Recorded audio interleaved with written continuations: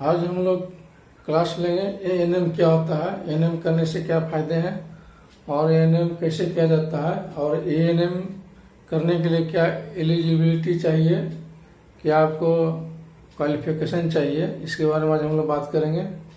और एएनएम कौन कौन से स्टूडेंट करते हैं, जैसे कोई बीएससी नर्सिंग का तैयारी कर रहे हैं या नीट की तैयारी कर रहे हैं, अगर उस समय नहीं होता है तो वो स्टूडेंट या तो बीएससी नर्सिंग में आते हैं या फिर एएनएम और जेएनएम में आते हैं, है ना।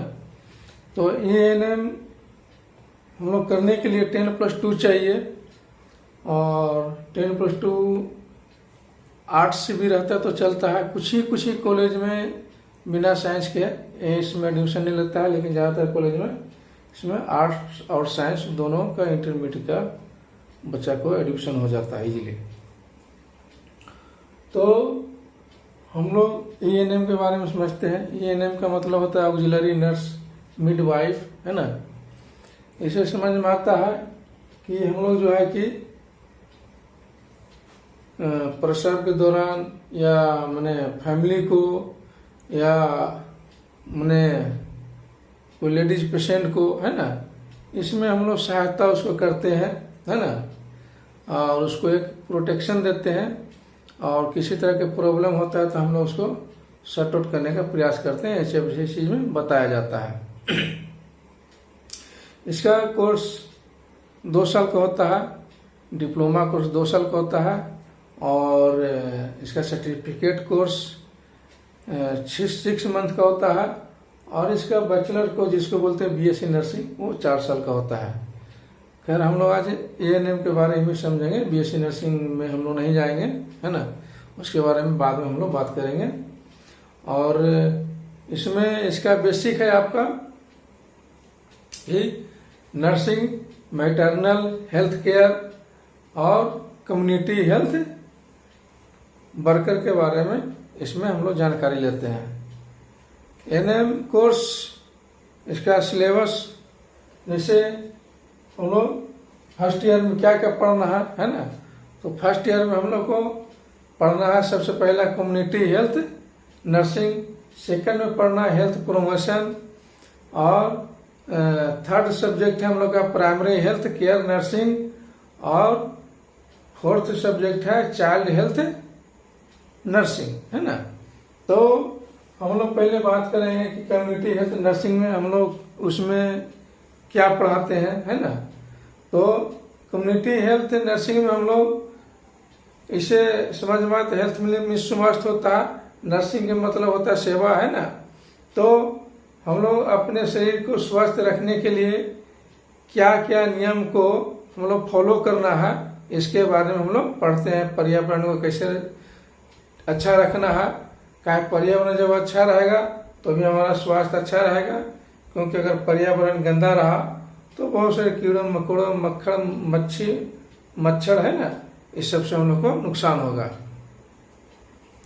तो स्वस्थ रहने के लिए एक संगठन बनाने का उसमें प्रयास किया जाता है कि स्वच्छ रहने के लिए, जैसे हमको पर्यावरण को स्वच्छ रखना है तो उसके लिए टीम वर्क में हम लोग काम करें ताकि सब अगल बगल इधर उधर का हम लोग जो है कि उसको साफ सफाई रखें, है ना। और सेकंड में हम लोग पढ़ते हैं हेल्थ प्रमोशन, है ना। सेकंड, फर्स्ट आप पढ़ लिए हेल्थ कम्युनिटी हेल्थ नर्सिंग क्या पढ़ते हैं, सेकंड में हम लोग क्या पढ़ेंगे हेल्थ प्रमोशन। हेल्थ में स्वास्थ्य, प्रमोशन में पोषण न्यूट्रिशन, है ना। तो हम लोग अपने बॉडी को क्या प्रोटीन देंगे, क्या इसको खान पान देंगे ताकि ये शरीर स्वस्थ रहे और बीमारियों से लड़ने की क्षमता इसमें बना रहे। और इसमें हम लोग ह्यूमन बॉडी, है ना, ह्यूमन बॉडी के बारे में पढ़ते हैं। ह्यूमन बॉडी जैसे समझ रहे हैं कि शरीर के बारे में, शरीर में कितनी हड्डियां हैं, कितनी मांसपेशियां हैं, कितने भेन हैं, है ना, कितने आपका सेंसिटिव ऑर्गन है, इस सब के बारे में हम लोग पढ़ते हैं, है ना। इसमें 2 आता है हेल्थ ह्यूमन बॉडी में, एनाटोमी एंड फिजियोलॉजी, है ना। एनाटोमी में हम लोग शरीर के संरचना के बारे में पढ़ते हैं और फिजियोलॉजी में हम लोग इसके फंक्शन के बारे में पढ़ते हैं, है ना। क्लियर। एनाटॉमी में हम लोग क्या पढ़ते हैं, शरीर का स्ट्रक्चर के बारे में, और फिजियोलॉजी में क्या पढ़ते हैं, उस ऑर्गन के फंक्शन के बारे में पढ़ते हैं। क्लियर। और तीसरा सब्जेक्ट हम लोग का जो है वो है प्राइमरी हेल्थ केयर नर्सिंग, है ना। Primary health care nursing, primary में तो आप समझ रहे हैं, प्राइमरी में तो प्रथम है ना, हेल्थ मतलब स्वास्थ्य, और नर्सिंग मतलब उसको सेवा देना, है ना। केयर मतलब केयर करना, है ना। तो प्राइमरी हेल्थ केयर, पहले हम अपने शरीर को प्राइमरी हेल्थ केयर कैसे दें। प्राइमरी हेल्थ केयर मतलब हम अपने शरीर को संक्रमण से, इन्फेक्शन से कैसे बचाएं, है ना। इन्फेक्शन से कैसे बचाएं, जैसे बहुत सारा इन्फेक्शस डिजीज होता है, इन्फ्लुएंजा होता है, HIV होता है, TB होता है, डायरिया होता है, कोलेरा होता है ना। इस सब से हम लोग कैसे बचें, इसके बारे में हम लोग थर्ड सब्जेक्ट में पढ़ते हैं, जिसको बोलते हैं primary health care nursing. Primary health care nursing, है ना, ठीक है। और हम लोग अगले सब्जेक्ट में पढ़ते हैं चाइल्ड हेल्थ नर्सिंग, है ना। तो चाइल्ड हेल्थ नर्सिंग क्या पढ़ते हैं, थर्ड में हम लोग पढ़ लिए कि प्राइमरी हेल्थ केयर नर्सिंग, है ना। फोर्थ में हम लोग पढ़ते हैं चाइल्ड हेल्थ नर्सिंग, है ना। तो चाइल्ड हेल्थ नर्सिंग में हम लोग क्या पढ़ते हैं, है ना। तो चाइल्ड की मतलब समझ में आ रहा है, चाइल्ड में बच्चा, है ना। हेल्थ में तो उसका स्वास्थ्य, नर्सिंग में सेवा, है ना।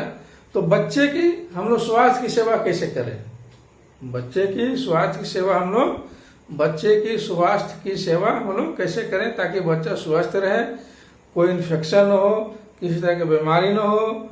उसको बचने के लिए हमको क्या क्या प्रिकॉशन लेना है, ये चीज हम लोग चौथे सब्जेक्ट में पढ़ते हैं, जिसको बोलते हैं चाइल्ड हेल्थ नर्सिंग, है ना। बच्चे की देखभाल कैसे करनी है, बच्चे को जब बच्चे जन्म लेता है तो उसको हमको कैसे उठाना है, उसको किस तरह से नहलाना है, किस तरह से रखना है, ये सब चीज हम लोग चौथे सब्जेक्ट में चाइल्ड हेल्थ नर्सिंग सब्जेक्ट हम लोग पढ़ते हैं। क्लियर। तो हम लोग अब सेकंड ईयर में चलते हैं। सेकंड ईयर में देखते हैं कौन कौन सा सब्जेक्ट हमको पढ़ना है और उसमें हमको क्या क्या करना है।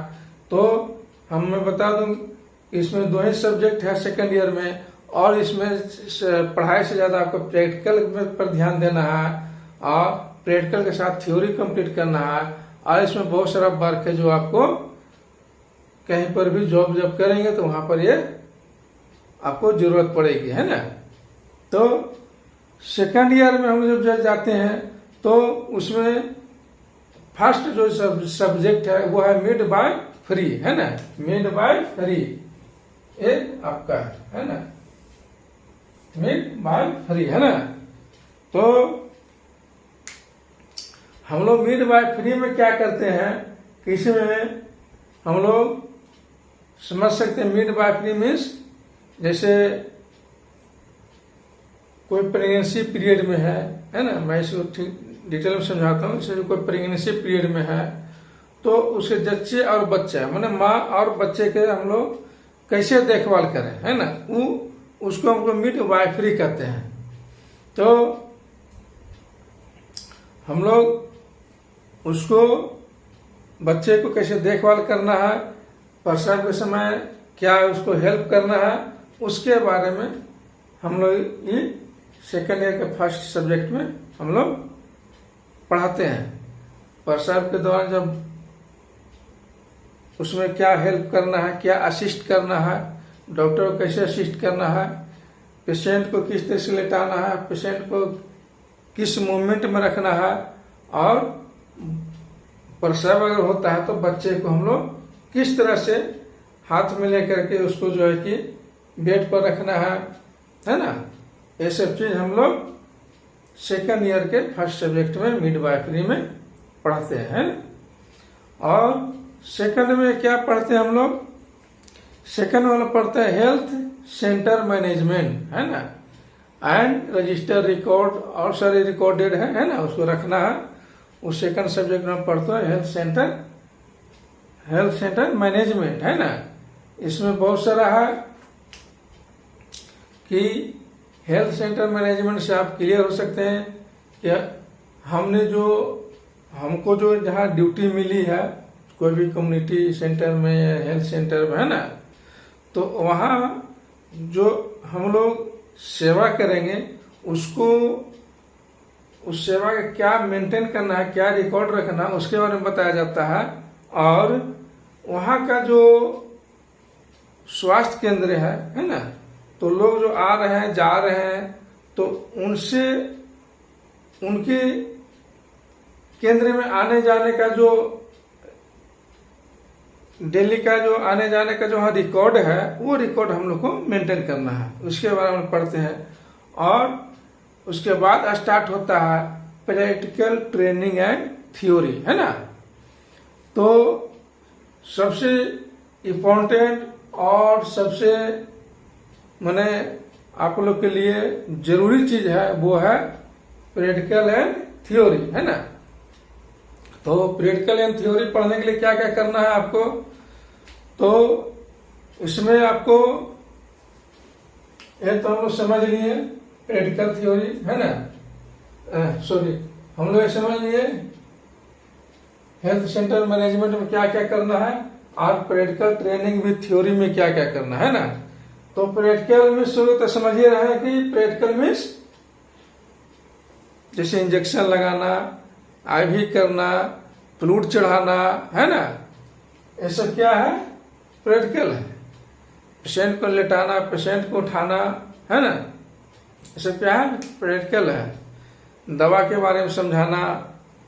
तो हम लोग इस चीज को सेकंड ईयर में प्रैक्टिकल एंड ट्रेनिंग है, इसको थ्योरी के साथ चलेंगे।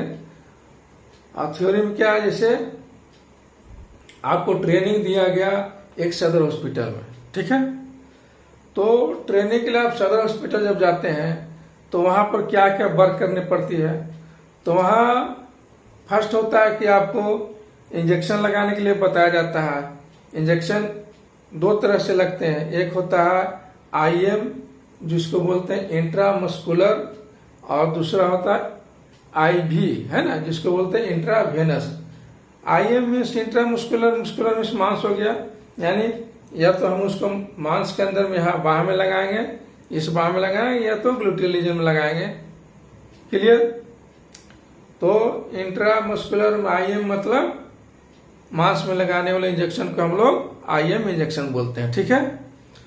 और जिसमें आईवी लिखा हुआ रहता है उसको हम लोग इंट्रावेनस इंजेक्शन बोलते हैं। और वो सीधा वेन में टूनिकेट को बांधकर वेन को टाइट करके वेन में इंजेक्ट किया जाता है, उसको हम लोग बोलते हैं इंट्रावेनस इंजेक्शन, है ना। तो अब हमको फ्लूइड चढ़ाना है ना, तो फ्लूइड चढ़ाना है तो उसके लिए भी आपको फ्लूइड वेन से ही चढ़ाना होगा। तो उसके लिए क्या चाहिए, सलाइन चाहिए, टूनिकेट चाहिए, सलाइन सेट चाहिए, है ना, स्काल्वेन सेट चाहिए, अगर बच्चा है तो स्काल्वेन चाहिए, स्काल्वेन सेट चाहिए, इंट्राकेट चाहिए, है ना, कैलूना चाहिए। इस सब चीज की जरूरत पड़ती है आपको फ्लूइड को चढ़ाने में, है ना। जैसे किसी पेशेंट को हमको एनएस या डीएनएस या 5% मान लेंगे, उसको हमको 5% डिस्ट्रोल चढ़ाना, कैसे चढ़ाएंगे, तो 5% डिस्ट्रोल चढ़ाने के लिए हमको जो है कि उसके लिए एक 5% का बोतल चाहिए हमको, उसके साथ एक सलाइन सेट चाहिए, और उसके साथ एक क्या चाहिए, आईवी कैनुला चाहिए या इंट्राकेट चाहिए, है ना, या आप 24 या 20 या 22 गॉस नंबर के आप नीडल से भी चढ़ा सकते हैं। बट नीडल में क्या प्रॉब्लम है कि नीडल इस तरह से लंबा होता है ना, थोड़ा भी इधर उधर हिलेगा तो वेन को पंक्चर करके मांस में चला जाता है ना। तो नीडल से शेप होता है, क्या होता है, आईवी कैनुला होता है, जिसको हमको लगाने देने के नस में लगाने के बाद उसका जो नीडल होता है हम लोग खींच लेते हैं, और ऊपर से उसका प्लास्टिक का कवर होता है वो अंदर में रह जाता है। उससे हम लोग हल्का फुल्का मूवमेंट भी होता है, तो उससे पेशेंट को असर नहीं पड़ता है, वेन को फ्रैक्चर नहीं करता है ना। तो हमको आईवी कैनुला सबसे सेफ क्या है, आईवी कैनुला, ठीक है, क्लियर। तो हम लोग हॉस्पिटल ट्रेनिंग में क्या क्या बताया जाता है उसके बारे में आपको डॉक्टर का प्रिस्क्रिप्शन जब रहता है तो दवा समझाना है पेशेंट को, कौन दवा कैसे खाना है। अगर पैरासीटामोल है तो डॉक्टर कैसे लिखा है, SOS लिखा है, BD लिखा है, TDS लिखा है ना, ये सब चीज को समझना है डिटेल में। इस वीडियो में ज़्यादा लंबी हो जाएगी है ना, तो हम लोग नेक्स्ट वीडियो में उसके बारे में पढ़ेंगे। तो डॉक्टर के प्रिस्क्रिप्शन के अनुसार जो है हम लोग पेशेंट को बताते हैं कि दवा को, अगर BD लिखा तो बोलेंगे इस दवा को सुबह शाम खाना है, TDS है तो बोलेंगे इस समय इस दवा को 3 टाइम खाना है। कुछ दवाई होते हैं जो खाली पेट में खा जाता है ना, तो ये सब चीज के बारे में बताते हैं। और एक और इम्पोर्टेंट चीज है, जैसे हम लोग कहीं पर जा रहे हैं और कहीं से लोग आ रहे हैं और वहाँ एक्सीडेंट कर गए, और एक्सीडेंट कर गए तो देखें हल्का फुल्का खरोच आ गया, कुछ और आ गया, वो सदर हॉस्पिटल में आ गया, तो क्या करेंगे उसको सबसे पहले हम लोग जो है कि सेवलॉन से उसको डाइल्यूटेड सेवलॉन से पहले वहाँ से उस एरिया को हम लोग क्लीन करेंगे, कॉटन विथ या गॉज से है ना। उस एरिया क्लीन करने के बाद बेटाडिन जो भी एंटीबायोटिक लोशन हो वहाँ पे हम लोग लगा करके गॉज पीस दे करके उसको हम लोग बैंडेज कर देंगे। अगर ज़्यादा इंजरी है तो फिर वो डॉक्टर लोग करेंगे, जैसे बोन फ्रैक्चर हो गया और बड़ा कुछ ये हो गया तो वो डॉक्टर लोग करेंगे, उन लोग का काम है ना। उनमें हम लोग को सिर्फ असिस्ट करना है, क्या क्या सामान देना है क्या नहीं देना है ना, उसमें असिस्ट करना है सिर्फ, ठीक है। सेकंड जो एएनएम का सबसे बड़ा वर्क है वो है आपका लेबर रूम है ना। लेबर रूम के मतलब होता है क्या, जिसमें प्रसव कराया जाता है उसको बोलते हैं हम लोग डिलीवरी रूम या लेबर रूम। उसमें लेबर रूम में क्या करना है, लेबर रूम उस पेशेंट को लेकर जाया जाता है जिसको कि प्रसव अब होने वाला है, माने डिलीवरी नजदीक है, अब माने नजदीक अब होने ही वाला है ना।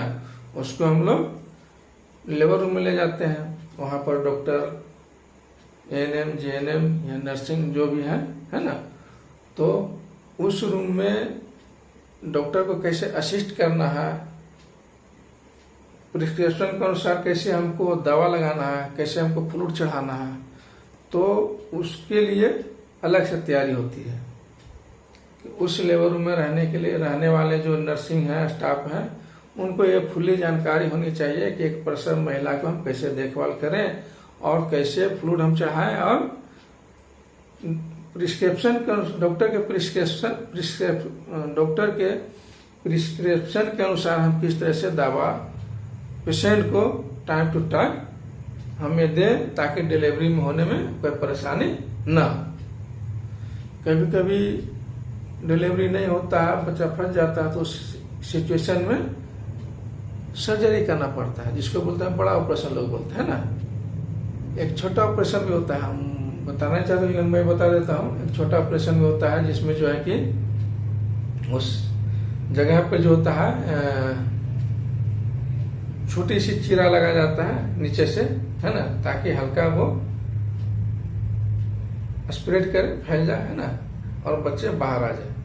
तो वो उसके लिए किया जाता है, जो दिखता है कि बच्चा आ रहा है बट वहां पर अटका हुआ, उसके लिए छोटा ऑपरेशन किया जाता है। और बच्चा नहीं दिख रहा है और कुछ जटिल प्रॉब्लम हो गया तो उसमें लोग बड़ा सर्जरी करते हैं। बड़ा सर्जरी में सिर्फ पेट को चीर कर बच्चे को बाहर निकाल लेना है ना, पेट को चीर कर बच्चे को बाहर निकालना, उसको हम लोग बोलते हैं बड़ा सर्जरी है ना।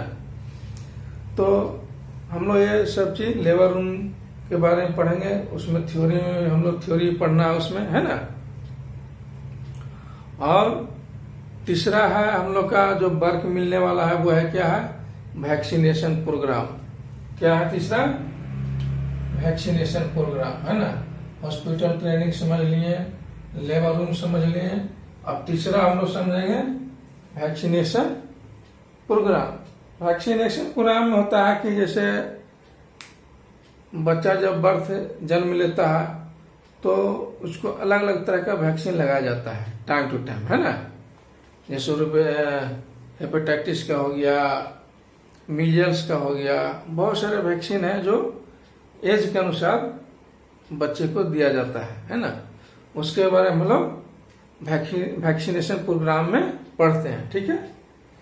और चौथा जो है रूरल हेल्थ सेंटर है ना। रूरल मीन्स क्या हो गया, रूरल मीन्स ग्रामीण है ना, ग्राम क्षेत्र में है ना। हेल्थ मतलब स्वास्थ्य, मतलब जो ग्रामीण क्षेत्र में स्वास्थ्य है सेंटर है ना, उसके बारे में पढ़ते हैं हम लोग। उसके बारे में रूरल हेल्थ सेंटर माने अगर हम लोग को ड्यूटी मिल गया ग्रामीण में और सामुदायिक स्वास्थ्य केंद्र है वहां मिल गया, तो हम लोग वहां पर कैसे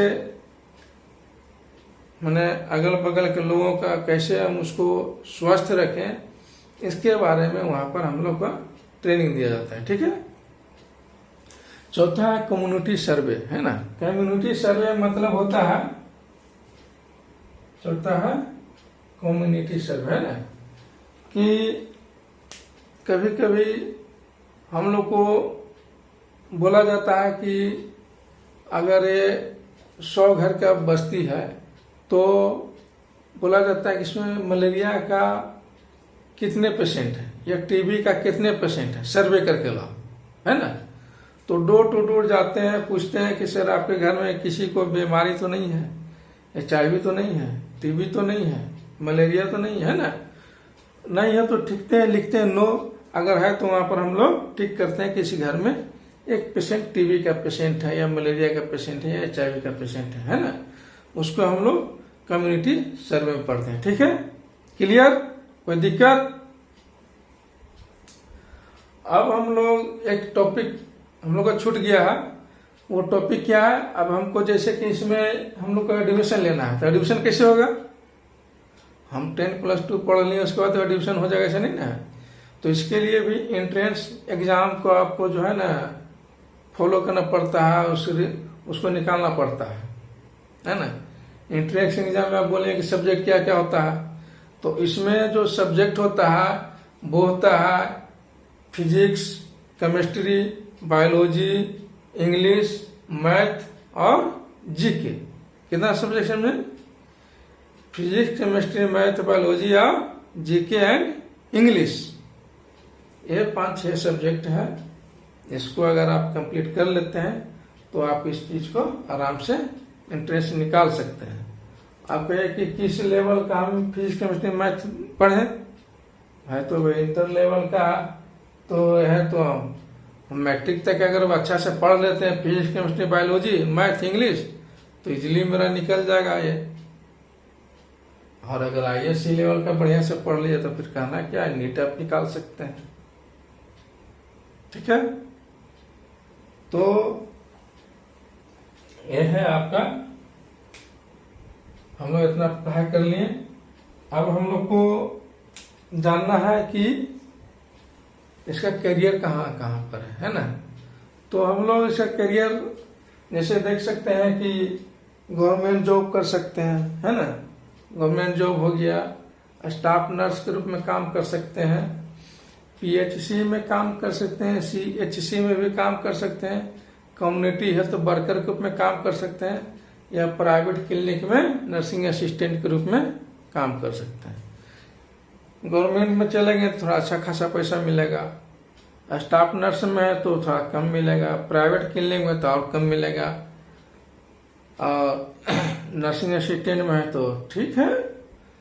हर जगह के अपना अपना एक्सपीरियंस के अनुसार पैसा मिलता है, ठीक है। तो वीडियो भी काफी लंबी हो गई है, और हम लोग आप लोगों की क्यूरी होगी तो कमेंट में अपना कमेंट करेंगे है ना। और किसी भी दिक्कत के लिए जो है कि कमेंट करें, और आप लोग की जानकारी अगर अच्छा लग रहा है तो लाइक सब्सक्राइब कर ही देना है ना।